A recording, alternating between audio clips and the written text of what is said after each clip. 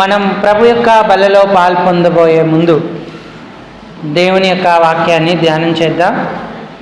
కొరింథీయులకు రాసిన మొదటి పత్రిక 11వ అధ్యాయం. కొరింథీ మొదటి పత్రిక 11వ అధ్యాయము 23 నుండి 32 వచనం వరకు మనం మార్చి చదువుదాం. 23వ వచనం నుండి 32వ వచనం వరకు. మొదటి కొరింథీ 11వ అధ్యాయం. నేను మీకు అప్పగించిన దానిని ప్రభు వలన పొందితిని. ప్రభువైన యేసు తాను అప్పగింపబడిన రాత్రి యొక్క రొట్టెని ఎత్తుకొని కృతజ్ఞతాస్తుతులు చెల్లించి,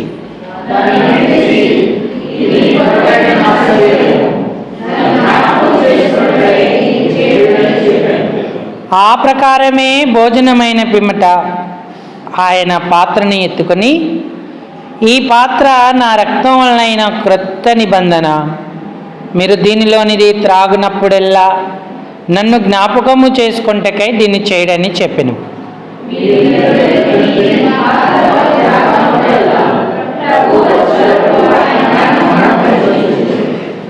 కాబట్టి ఎవడు అయోగ్యముగా ప్రభు యొక్క రొట్టెను తినునో లేక ఆయన పాత్రలో ఉంది త్రాగునో వాడు ప్రభు యొక్క శరీరమును గూర్చియు రక్తమును గూర్చియు అపరాధి అగును.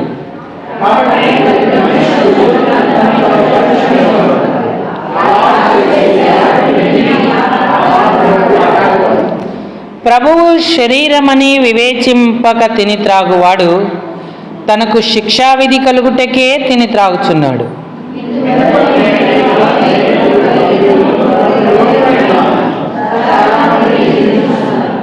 అయితే మనలను మనమే విమర్శించుకొనిన ఎడల తీర్పు పొందక పోదుము.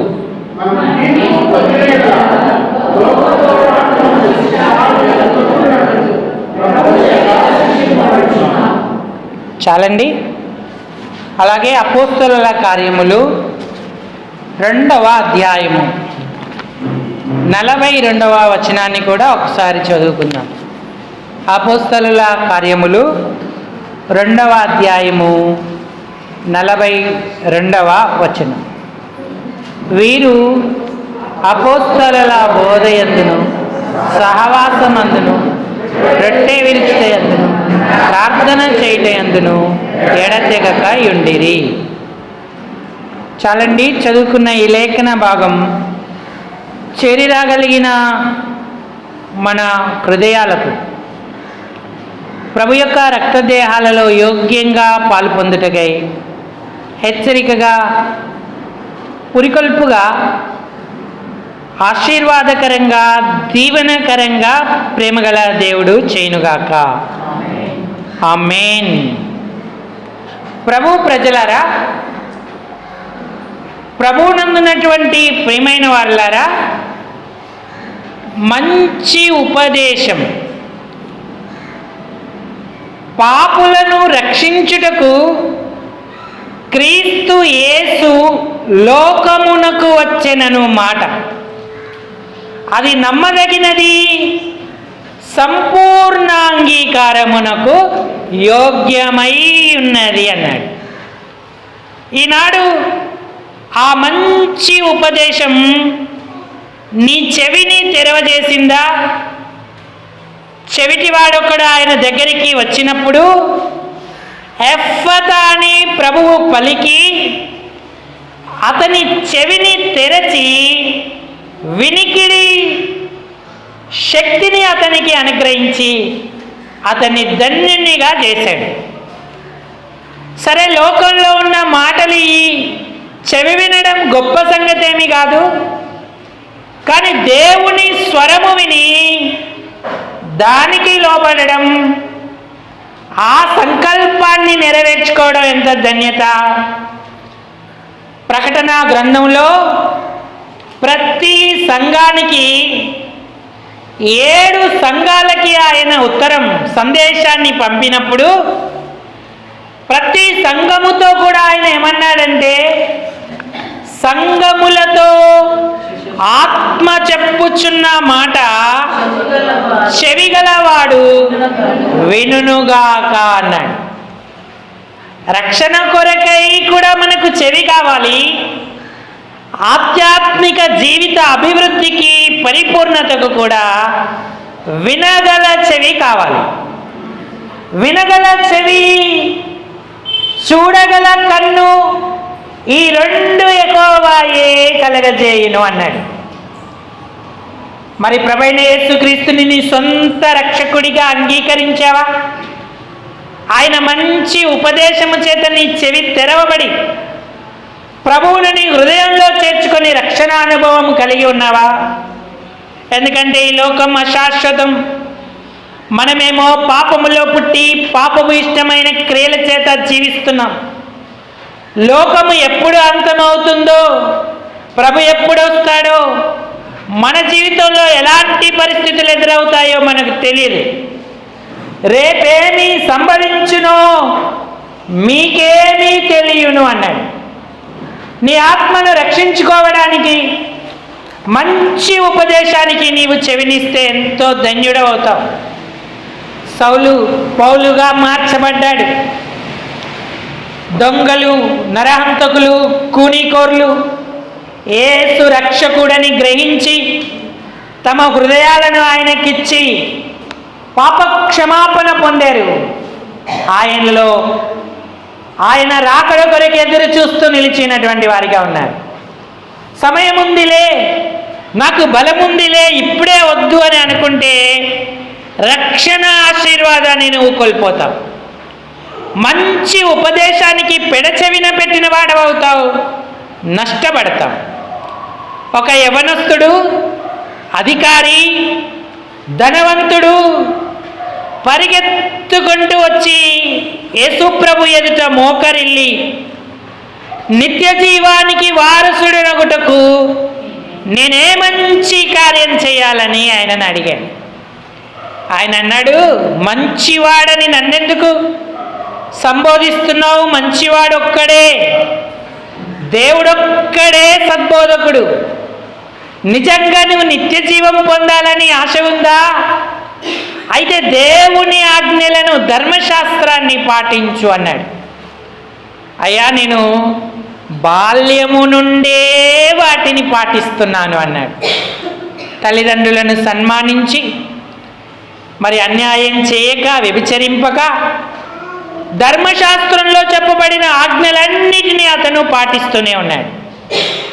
అయితే యేసు ప్రభు వారు అన్నారు, నీకు ఒక్కటి కొదవగా ఉంది.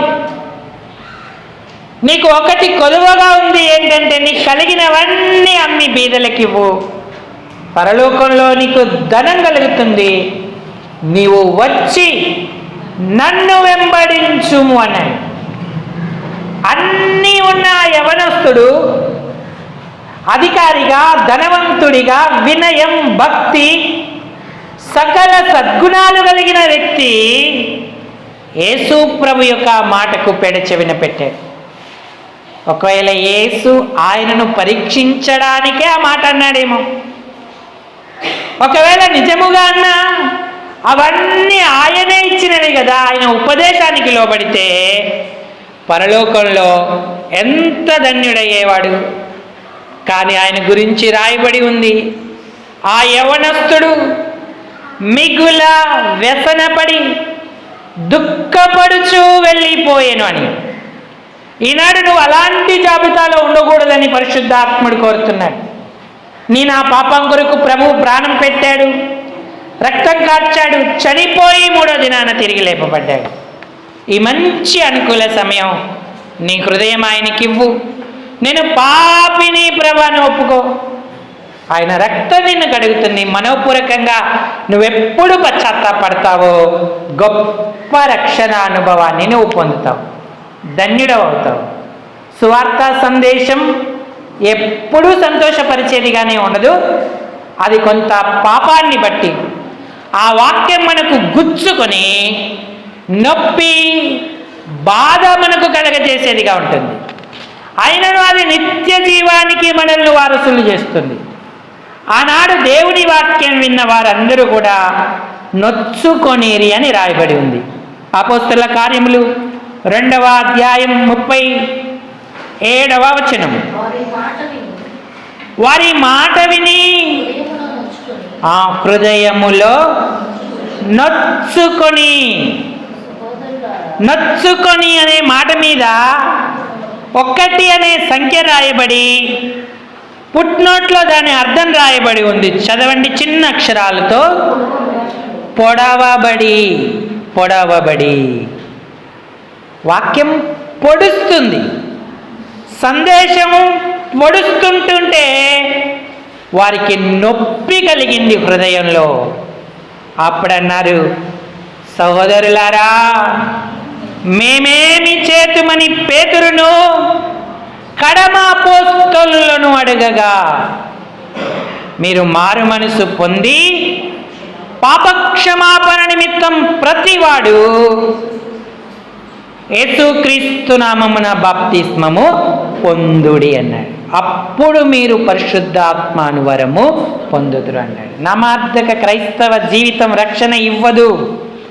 వాక్యము చేత పొడవబడి, నొప్పింపబడి, పశ్చాత్తాపడి ప్రభువును సొంత రక్షకుడిగా అంగీకరిస్తే ధన్యులవుతాం. వీళ్ళంతా యూదులే, యేసు ప్రభు యొక్క స్వజనాంగమే. అప్పుడు గ్రహించలేదు, ఇప్పుడు యేసును తెలుసుకున్నారు. మేము జీవాధిపతిని చంపితిమి అని రొమ్ము కొట్టుకున్నారు. అయితే దేవుడు వారిని క్షమించాడు. వారి పాపాన్ని బట్టి, వారు ఒప్పుకున్న దాన్ని బట్టి. మీరు యేసుతో నిత్య జీవాన్ని పొందుకోవాలంటే పాపక్షమాపణ నిమిత్తమై ప్రతి వాడు దేవుని సంకల్పాన్ని నెరవేర్చుకోండి అని వారికి చెప్పారు. కాబట్టి ప్రియులారా, ఈ అనుకూల సమయం, దేవుని వాక్యం నిన్ను నొప్పిస్తే, పొడిస్తే పశ్చాత్తాపడి ఆయన అంగీకరించు. రక్షణ పొందిన తర్వాత నీటి బాప్తిస్మంలో సాక్ష్యం ఇచ్చి అప్పుడు నీవు సంఘంలో చేర్చబడు. సువార్త సత్యము లేకుండా సంఘానికి సాగినా కూడా మనం దీవెన పొందలేం. ఏదో నలుగురితో పాటు వస్తాం, కూర్చుంటాం, కానుకేసుకుంటాం, సంతోషంతో వెళ్ళిపోవచ్చు. కానీ రక్షణ లేని నీవు ఎన్నటికీ యేసుతో పరలోక రాజ్యానికి, అలాగే దేవుని యొక్క సన్నిధానానికి రాలేవు అని గుర్తించాలి. ఎప్పుడైతే వీరు పశ్చాత్తాపడి ప్రభుని అంగీకరించారో మరి దేవుని వాగ్దానం వారికి సొంతమైంది. ఇంకా వారితో ఏం చెప్పారంటే 40-41 వచనాలు. ఇంకను అనేక విధములైన మాటలతో సాక్ష్యమిచ్చి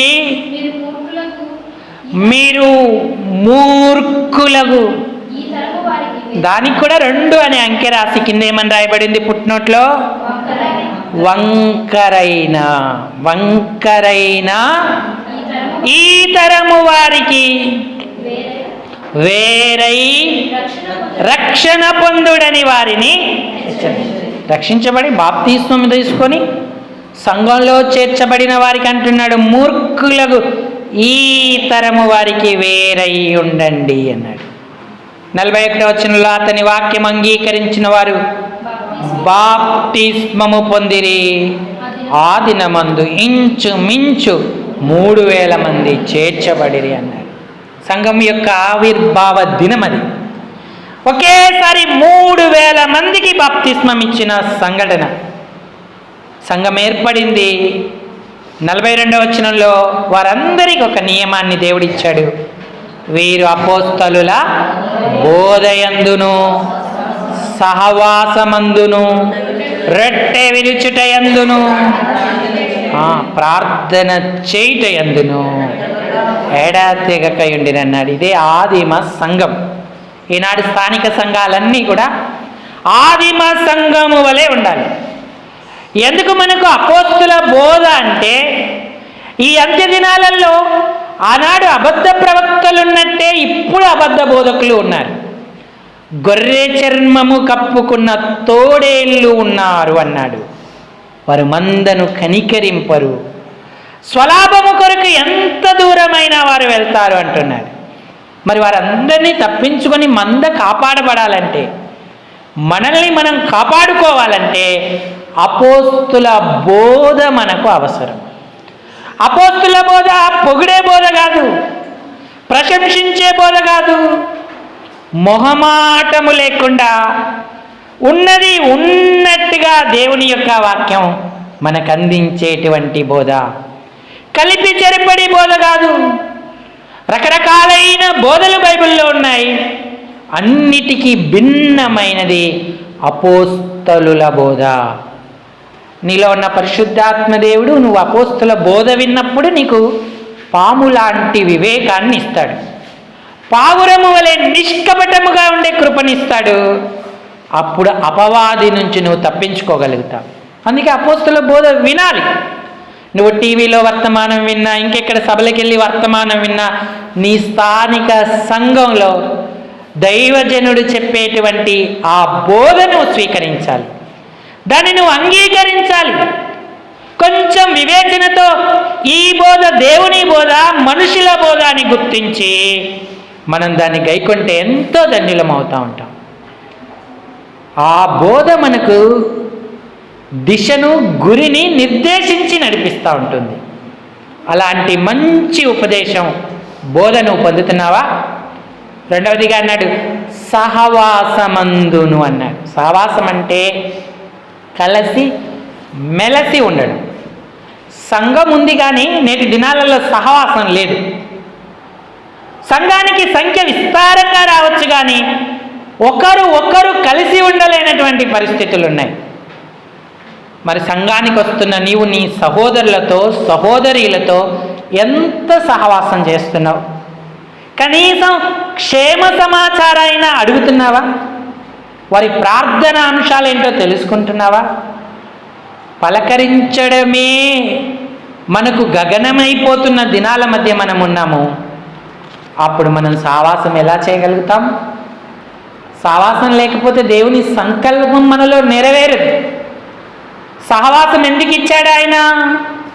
మనం విన్న వాక్యం పూర్ణంగా ఫలభరితమగునట్లు ఆయన సహవాసాన్ని ఇచ్చాడు. సహవాసంలో భేదాలు ఉండకూడదు. చిన్న పెద్ద తార ఆస్తి పాస్తులు ఏ భేదాలు ఉండవు. ఆలయంలోకి అడిగి పెట్టామంటే అందరం అన్నదమ్ములం, అక్క చెల్లెళ్ళం అనే విషయాన్ని గుర్తుపెట్టుకోవాలి.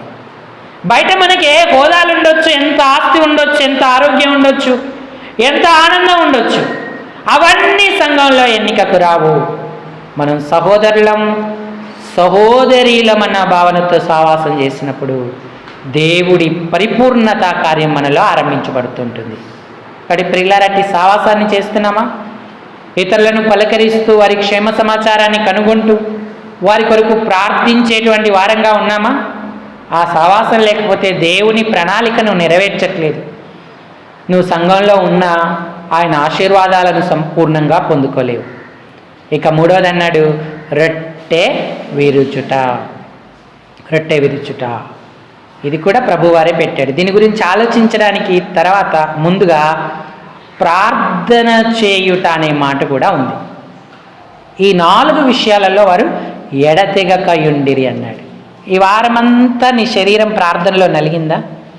ఓ శుక్రవార ప్రార్థనలో నలిగావా? ఓ శనివార ప్రార్థనలో నలిగావా?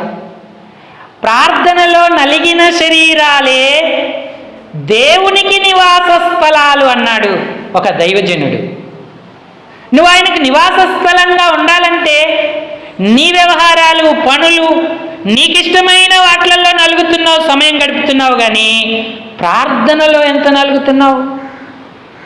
ఆదిమ సంఘం ప్రార్థించుటలో నలిగింది. వారు రాత్రంతయు ప్రార్థించారు. ఇంటింట మానక కూడుకొనుచు ప్రార్థించారు. అనేకులు కూడి ప్రార్థించారు. ఏక మనసుతో ఎడతెగక ప్రార్థన చేయించి వచ్చారు. ఈ వారమంతా, ఈ నెలంతా నీకు ప్రార్థనలో నలిగే అనుభవం లేనప్పుడు ఈనాడు నువ్వు తీసుకునే రక్తదేహాలు నీకు ఎట్లా యోగ్యంగా పరిమణిస్తాయి? నువ్వెట్లా జీవం ఆశీర్వాదం పొందుతావు? రొట్టె విరుచుట ఈ అనుభవాలన్నిట్లలో ఉన్నప్పుడే అది మనకు యోగ్యమైన పాలు పంపులు అవుతుంది. రొట్టె పాస్టర్ గారు చేసి పెట్టలేదు, అంటే ఈ కార్యక్రమం పాస్టర్ గారు స్థాపించలేదు, పోనీ సంస్థ నాయకులు స్థాపించలేదు, బక్సింగ్ గారు స్థాపించలేదు, లార్న్ గారు స్థాపించలేదు. రొట్టె రొట్టె విరుచుట అనే కార్యక్రమాన్ని ఏదో పేతురు కూడా ఆరంభించలేదు, లేదా పౌలు ఆరంభించలేదు. ఎవరు ఆరంభించారు? ఇది ప్రభు అయిన యేసుక్రీస్తు వారే స్వయముగా ఈ యొక్క రొట్టె విరిచే కార్యక్రమాన్ని ఆరంభించాడు. నేను వచ్చు వరకు నన్ను జ్ఞాపకము చేసుకొంటకై దీనిని చేయుడి అన్నాడు. ఆయన గెత్సెమనే తోటకు వెళ్ళడానికి ముందుగా తన ప్రియ శిష్యులందరికీ కూడా ఈ సంస్కరణ, ఈ బల్ల, ఈ పద్ధతి నియమించి ఆయన శిలువ మరణం పొంది తిరిగి లేచాడు. తర్వాత కూడా వారికి రొట్టె వారికి అందిస్తూ వచ్చాడు. ఈ ఏర్పాటు ప్రభువే చేశాడని నువ్వు గుర్తిస్తే, మనుషుల వలన పుట్టినది కాదు అని గ్రహిస్తే, బల్లను ఎంత యోగ్యంగా సమీపిస్తాం, ఎంత జాగ్రత్తగా, ఎంత ప్రాముఖ్యతను దానికి ఇస్తాం. రక్తదేహాలు విలువలేనివిగా ఎంచకూడదు. అది పరమ తండ్రి దేహం, మన కొరకు చిందించబడిన రక్తం, మనల్ని పవిత్రపరిచేటువంటి సాధనాలు, పరిపూర్ణతకు తీసుకువెళ్ళే సాధనాలు. అందుకే పౌలు కూడా ఏమన్నాడంటే, నేను మీకు అప్పగించిన దానిని, 1 కొరింథీ పత్రిక 11వ అధ్యాయం 23వ వచనం, నేను మీకు అప్పగించిన దానిని ఎవరి వలన? ప్రభువు వలన పొంది తిని. పేతురన్న నాకు చెప్పాడు కాబట్టి నేను సంఘానికి బల్లిస్తున్నా, యోహాను గారు నాకు చెప్పారు కాబట్టి నేను సంఘానికి బల్లిస్తున్నా అనలేదు. నేను మీకు అప్పగించిన దానిని ప్రభు వలన పొందుతున్నా. అప్పటికి ఇంకా పౌలు రక్షించబడలేదు. ప్రభువైన యేసుక్రీస్తు వారు అప్పగింపబడిన రాత్రి ఆయనకి ఎలా తెలిసింది? ఆ రాత్రి రొట్టె ఎత్తుకొని కృతజ్ఞతాస్తుతులు చెల్లించి అన్నాడు. ఆత్మలో ప్రభు అతనికి ప్రత్యక్షపరిచి ఈ బల్ల ఎంత ప్రాముఖ్యమైనదో ఆయనకు తెలియజేశాడు. ఇప్పుడు అది సంఘానికి ఇచ్చాడు. ఆ ప్రకారంగా మీరు నడుచుకొనిడి అని చెప్తూ వచ్చాడు. కాబట్టి మీరు ఎవరు అయోగ్యంగా పాలు పొందుతారో వారు అపరాధులగుదురన్నాడు. 27వ వచనం చదవండి. కాబట్టి ఎవడు అయోగ్యముగా ప్రభు యొక్క రొట్టె తినెనో, లేక పాత్రలోంది త్రాగునో, వాడు ప్రభు యొక్క శరీరమును గూర్చియు రక్తమును గూర్చి అపరాధి అగునన్నాడు. ఈనాడు ప్రభు బల్లలో పాలు పొందేవారు నిరపరాధులు అవ్వాలి. కానీ నువ్వు అపరాధి అవుతున్నావే, నీకు నీవే అపరాధత్వాన్ని సంపాదించుకుంటున్నావు. అయోగ్యంగా పాలు పొందితే వాడు అపరాధి అగును అన్నాడు. నువ్వు అపరాధత్వాల్లోకి వెళ్ళిపోతున్నావా, లేదా పరిశీలించుకుంటున్నావా? యోగ్యంగా పాలు పొందడానికి సిద్ధపడతా ఉన్నావా? మొట్టమొదటి నేరారోపణ ఏంటంటే, అయోగ్యంగా పాలు పొందే వారందరూ అపరాధులు అన్నాడు. రెండవది ఏమన్నాడు? 29వ వచనం చదవండి. ఇది ప్రభువు శరీరమని వివేచింపగా తిని త్రాగువాడు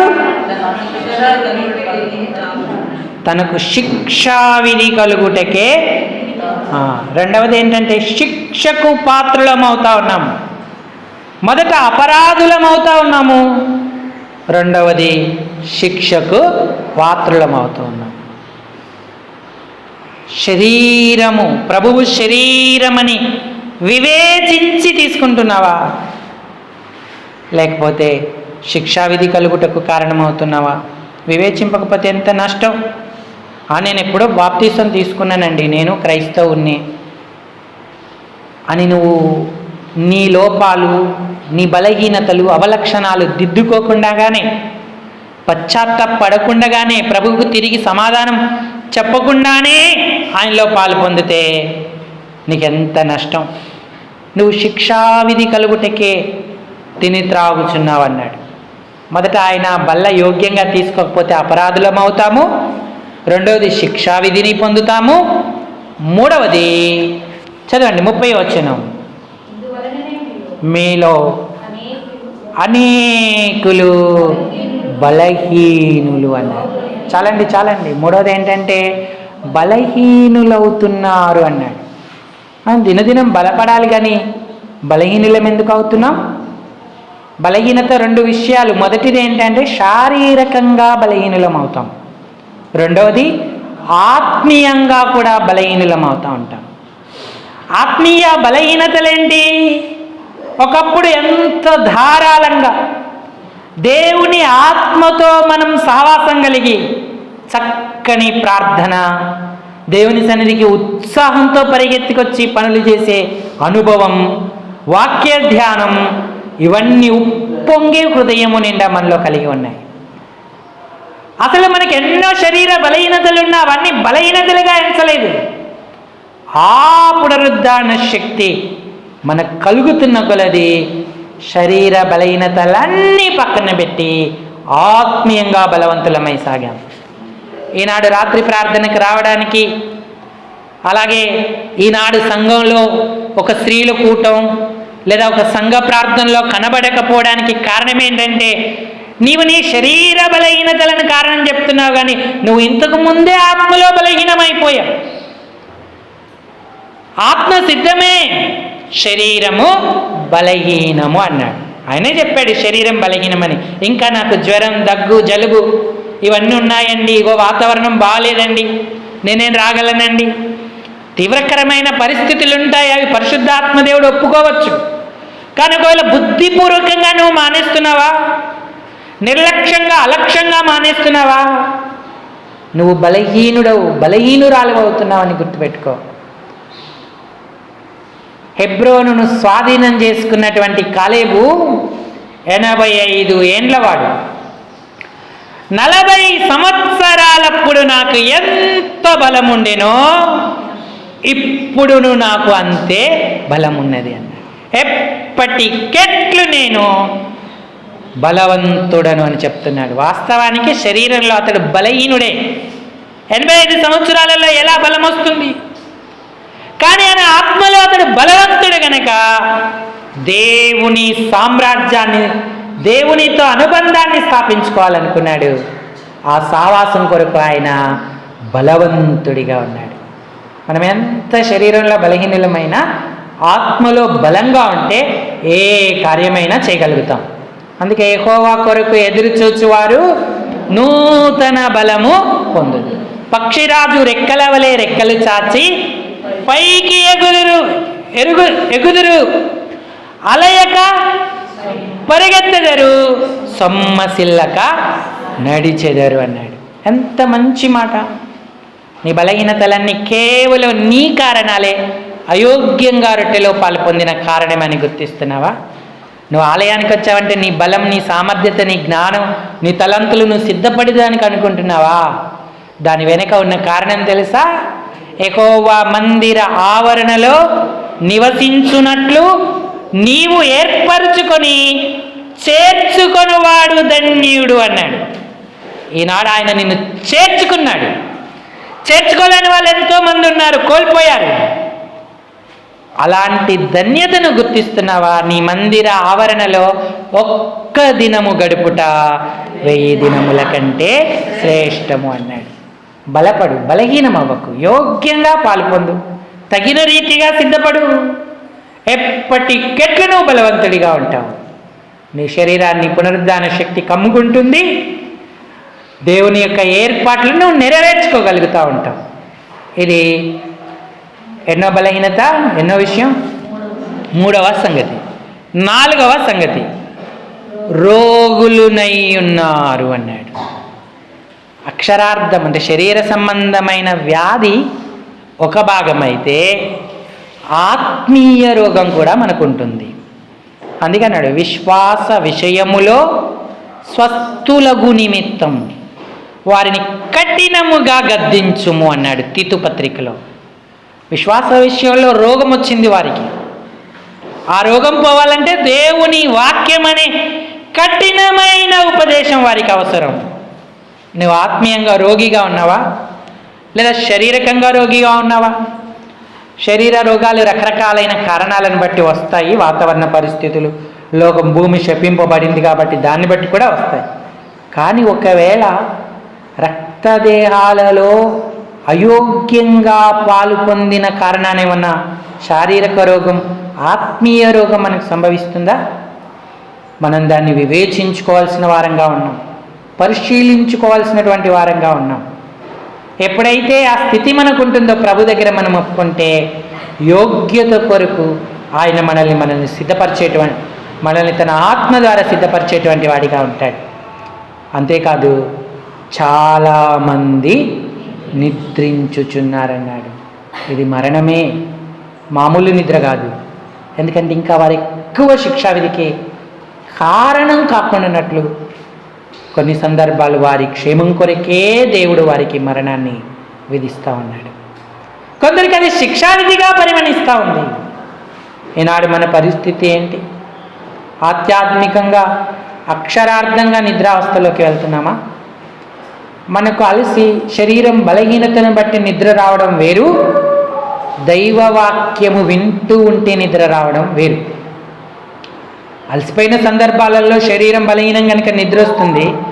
కానీ చక్కని సందేశం దైవాత్మ చేత మనం వినలేకపోతున్నామంటే మనం ప్రభు యొక్క రక్తదేహాల్లో పాలు పొందడంలో ఎక్కడో తప్పిపోయామని అర్థం.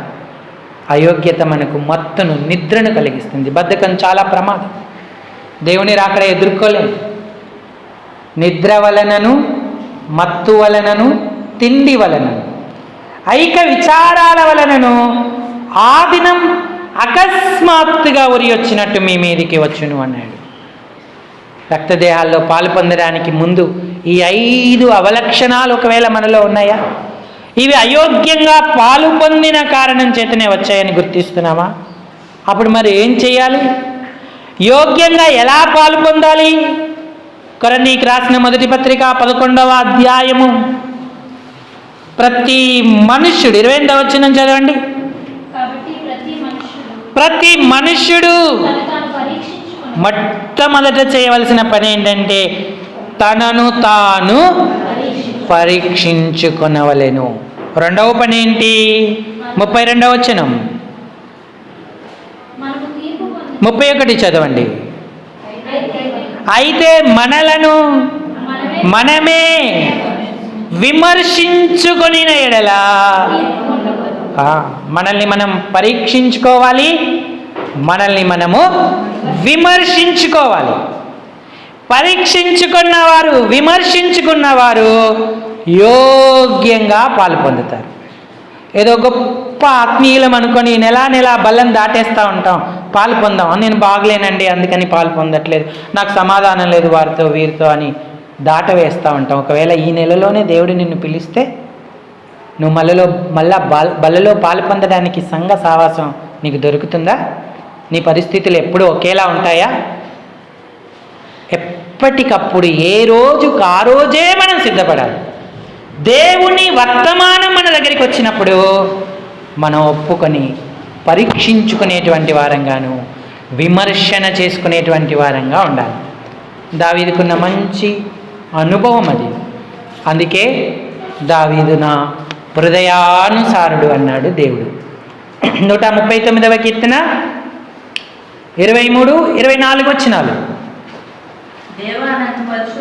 దేవా నన్ను పరిశోధించి నా హృదయమును తెలిసికొనుము, నన్ను పరీక్షించి నా ఆలోచనలను తెలిసికొనుము అన్నాడు. నీకు ఆయాసకరమైన మార్గం నాయందున్నదేమో చూడుము, నిత్య మార్గాన నన్ను నడిపించు. దినము దావీదు యొక్క ప్రార్థన. దినదినము, క్షణక్షణం నువ్వు నన్ను పరిశోధించు, నా హృదయాన్ని తెలుసుకో, నన్ను పరీక్షించు, నా ఆలోచనలను తెలుసుకో, నీకు ఆయాసకరమైనదేదైనా నాలో ఉందా అని అడుగుతూ వచ్చాడు. ఇంకా కీర్తనల గ్రంథంలో మనము గమనిస్తే నీవు నా హృదయమును పరీక్షించితివి, నాలో నీకు ఏ దురాలోచన కానరాలేదు అంటాడు. రాత్రి జాములలో నీవు నా హృదయాన్ని పరీక్షించావు, నాలో నీకు ఏ దురాలోచన కానరాలేదు అని చెప్పి దావీదు అంటూ ఉంటాడు. ఎంత మంచి మాట. హృదయాలను అంతరేంద్రియాలను పరిశోధించు దేవుడు ఆయనే. ఆయనకు అప్పగించుకున్న వారందరూ కూడా ధన్యులవుతారు. పరీక్షించుకొని విమర్శించుకుంటే మనం ధన్యులమవుతాం. కీర్తన 7కు రండి. కీర్తన 7లో 9-10 వచనాలు చదవండి. హృదయమును అంతరేంద్రియమును పరిశీలించు నీతిగల దేవా, ఆ దుష్టుల చెడుతనమును మాన్పుము.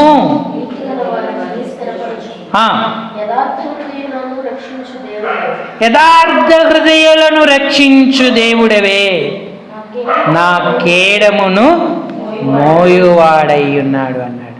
ఇలా ఎన్ని పర్యాయాలు తన హృదయాన్ని దావీదు దేవునికి అప్పగిస్తూ పరిశీలన చేసుకుంటూ వచ్చాడు. అందుకే దేవుడు తెలుసుకుంటాడేమోనని బత్షెబా విషయంలో 1 సంవత్సర కాలం నిరీక్షించాడు. కానీ ఆయన తెలుసుకోలేదు. అప్పుడు నాతాను ప్రవక్తను పంపించాడు.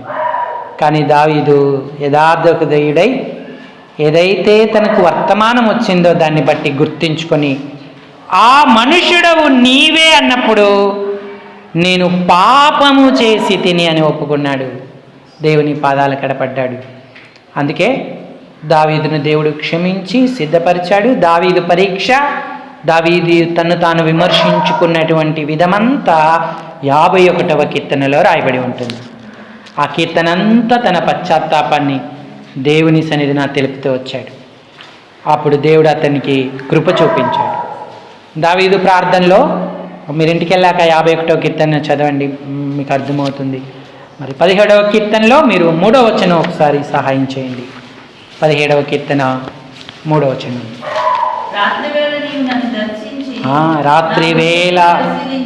రాత్రివేళ నువ్వు నన్ను దర్శించి నా హృదయము పరిశీలించితివి, నన్ను పరిశోధించితివి, నీకు ఏ దురాలోచనయు కానరాలేదు అని. చాలమ్మ చాలు. అంటే దావీదు హృదయం ఎప్పటికప్పుడు అంతగా ఆయన శుద్ధి చేసుకుంటూ దేవుని రాజ్యం రాకడ కొరకు సిద్ధపరుస్తూ వచ్చాడు. విమర్శించుకున్నాడు, పరీక్షించుకున్నాడు, ప్రభువు మీద ఆధారపడ్డాడు, ధన్యుడయ్యాడు. 51వ కీర్తనలో 1 వచనం మాత్రం చదువుదాం. 10వ వచనం చదవండి. ఆయన అడుగుతా ఉన్నాడు, దేవా నా యందు శుద్ధ హృదయము కలగజేయము, నా అంతరంగంలో స్థిరమైన మనసు నూతనముగా పుట్టించుము, నీ సన్నిధిలో నుండి నన్ను త్రోసివేయకము, నీ పరిశుద్ధాత్మను నా యొద్ద నుండి తీసివేయకమని. నీ రక్షణానందము నాకు మరలా పుట్టించుము. అంటే ఇప్పుడు రక్షణానందం కోల్పోయాడు పాపాన్ని బట్టి, అందుకని మరలా పుట్టించుము అన్నాడు.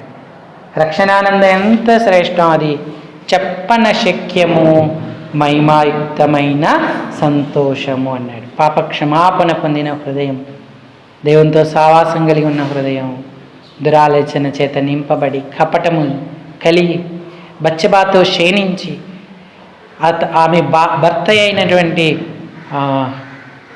ఊరియాను చంపించి ఇంత కపటం కలిగిన వ్యక్తిగా దావీదుని అసలు ఊహించలే. ఎంత యథార్థవంతుడు, ఎంత మారిపోయాడు. సంవత్సరం తర్వాత మెలకువ తెచ్చుకున్నాడు, పాప క్షమాపణ పొందాడు, తిరిగి ఆనందాన్ని అనుభవించాడు. ప్రియులారా, మనం ఎంతో బలహీనులం, కానీ దేవుని కృప మనల్ని ఆవరిస్తుంది. ఇంకా ఇంకా దూరం అవుతావా? బలపడి దగ్గరికి వస్తావా? అయోగ్యంగా పాలు పొందితే నువ్వు అపరాధివి, శిక్షావిధి కలుగుతుంది, బలహీనుడవు, రోగగ్రస్తుడవు, నిద్రావస్థలోకి వెళుతున్నటువంటి వాడు. యోగ్యంగా పాలు పొందితే ధన్యుడు అవుతావు. పరీక్షించుకొని విమర్శించుకుంటే ప్రభువే మనకు సహాయం చేస్తాడు. ఆవిడ మనం ధన్యులమవుతాం. దేవుడు మనందరికీ కృప అనుగ్రహించునుగాక. అందరూ తలలు వంచి కళ్ళు మూసుకోండి, ప్రార్థనలోకి వెళదాం.